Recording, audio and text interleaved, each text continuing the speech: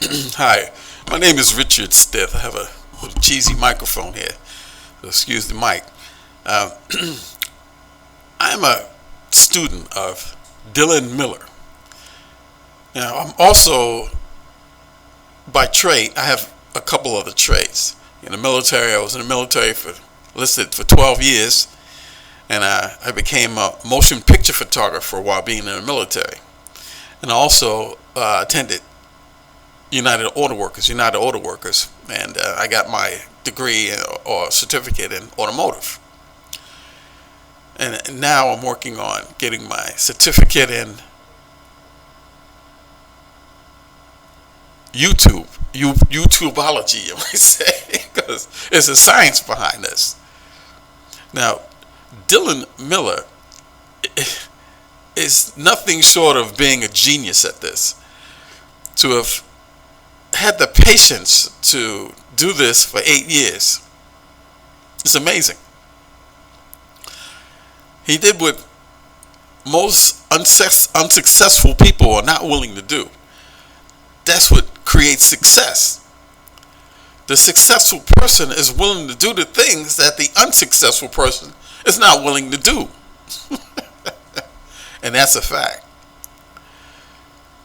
To learn this course, it takes a lot of courage, first of all, and expense. I use a credit card, but I'm going to have to pay that credit card. So there's no doubt about that. But with this course, it's going to give me the leverage to pay it off easily. Because once I start making the $500 a day, that's going to knock the course right out. That the course and pay all my credit cards at that point. So my point is to stick with the course and take it little bits at a time. Like learn how to do the thumbnails, because that's the first thing your viewers are going to see. Now, for this particular video, I was told that I can use Canva, and I'm used to Canva. I know how to use Canva, and it's pretty simple, Canva. But when you get into software like Photoshop, holy moly, it's detailed to a science. Canva, it gives you a choice of what kind of workings that you want to do. You can go into the business, or you can go into the personal, doing personal stuff, birthdays, celebrations, invitations, things like that. But with Photoshop, it's talking about the science of getting that photo done to its maximum potential and tweaking it beyond the sublime, in effect. But you can't do that with Canva. Canva, you can't do that. It doesn't have that in-depth, precise mechanism to make your image or your thumbnail pop. That's what you want it to do. You want it to grab people by the eyeballs, and that's what Photoshop do. That's why these top models are getting photoshopped. And sometimes they complain that that's not really me. They touched up my body and they touched my face up and made it look damn near perfect. But that's the name of the game. You put your image out there as a model, and it's their job to promote it, to make you look better than you do. That's the bottom line. Now, so far as finding a niche, it's like you're a squirrel in a cage trying to catch a nut on a wheel, or a hamster. You're on a hamster wheel. And there's so many niches and there's so many things, but Dylan Miller breaks it down for you. He breaks it down to the bare necessities. He tells you, look, these are the most successful. Work with these, and then once you master these and get these out there and they're running, then go ahead and venture out and do a little different things. Like business for one thing. That's one of the highest grossing YouTube channels. And another one would be tech. That's another high grossing video thing, video channel, and also scary videos. I've always been intrigued with the scary videos, so you can sit there and watch some scary videos a lot. If you're into YouTube. So my thing is, I like the tech, and I'm not going to tell you too much about it because you're going to need to do the course, and that's what's essential to do the course. But the course is chock full. It's chock full of the most innovative teachings that you could get through anybody. And Dylan Miller he's easy to listen to. He's easy on the ears, and he's precise. He speaks very clearly. There's no misunderstanding what he's saying. That's critical too, to make sure you understand what's being said. So, as a motion picture photographer, I know how to set up scenes. You got your establishing shots, you got your mid-range shots, and you got your close-ups and your extreme close-ups. But when you're shooting commercials, it teaches you how to break all the rules. YouTube is like a commercial, so you break all the rules. You break the rules.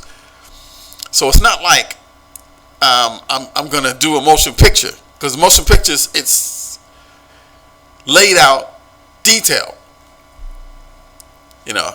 So, but with YouTube, you break all the rules. But with using this course, you learn the rules that's going to get you the utmost views. That's the key. You have to get the views. If you don't get the views, you're pretty much dead in the water. And subscribers are extremely important as well. But if they're viewing it and they like what you're doing, they're going to subscribe. So to try to get them to watch the video is the test.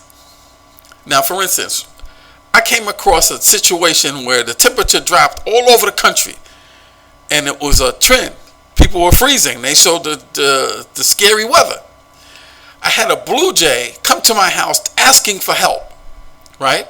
So the blue jay hit the wall, I guess, because he was frozen. It was 31 degrees.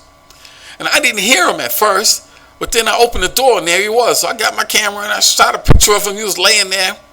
I said, oh, this will make a good YouTube video. And I see he wasn't moving, so I picked him up and videoed him, and I went over to the stove and I opened the stove and I turned on the oven and sat him down in the oven, and I figured, okay, he's going to need some CPR because he's not responding at all. And he couldn't have been there too long because I was outside about an hour ago. But an hour at 31 degrees, that's freezing. He would freeze. If you put ice cubes in your freezer for an hour, they will freeze. So I guess the oxygen from the brain was too much. But anyway, I videotaped it, put him on the thing, and I said, well, I got to go get a straw for CPR.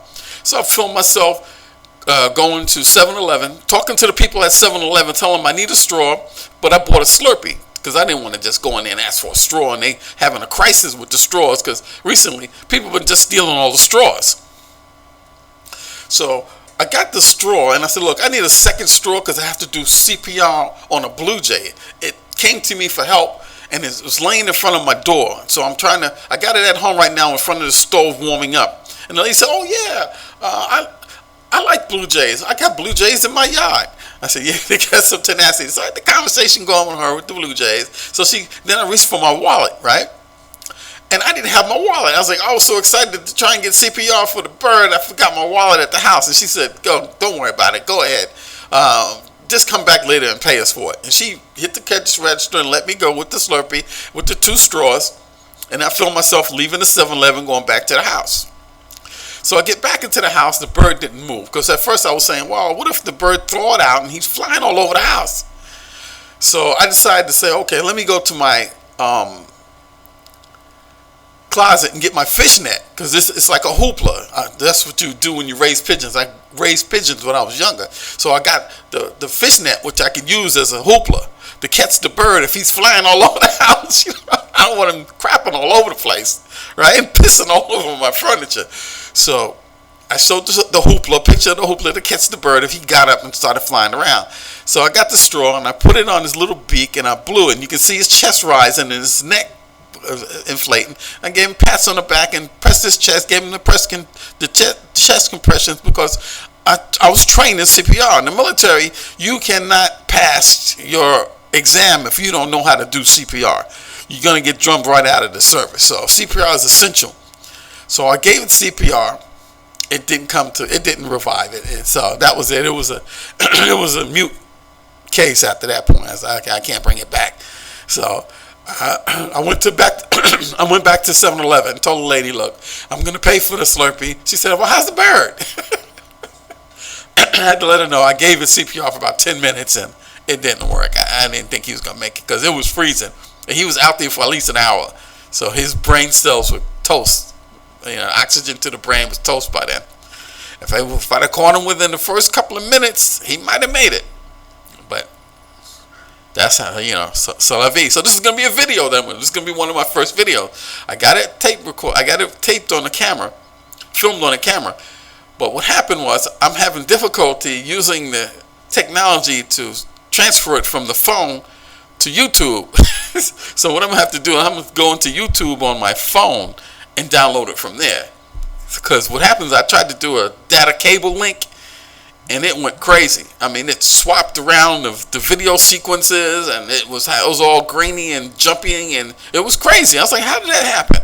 From transferring from the cable across, it did all of that? Okay. So what I'm going to have to do is go from the phone into YouTube, download it, and then edit it inside the program. Okay. That's it. That's going to be good for a couple of million views. Trying to save a blue jay who came to you for help. So get the course, learn the stuff, because this thing is going to go viral, the bird. So thank you, Dylan Miller. And it's your turn next. You have to create a video. So I'm going to do scary weather with the same video. And I'm going to do nature rescue with the same bird, and you have to optimize it. Just do the best you can. Do multiple videos with that one video, and see what the titles will attract. Who knows? It might be 3 or 4 multi-million-dollar video views that go viral. Okay. Thank you. Remember, Dylan Miller. He's the man, the genius. Get the course. You'll enjoy it.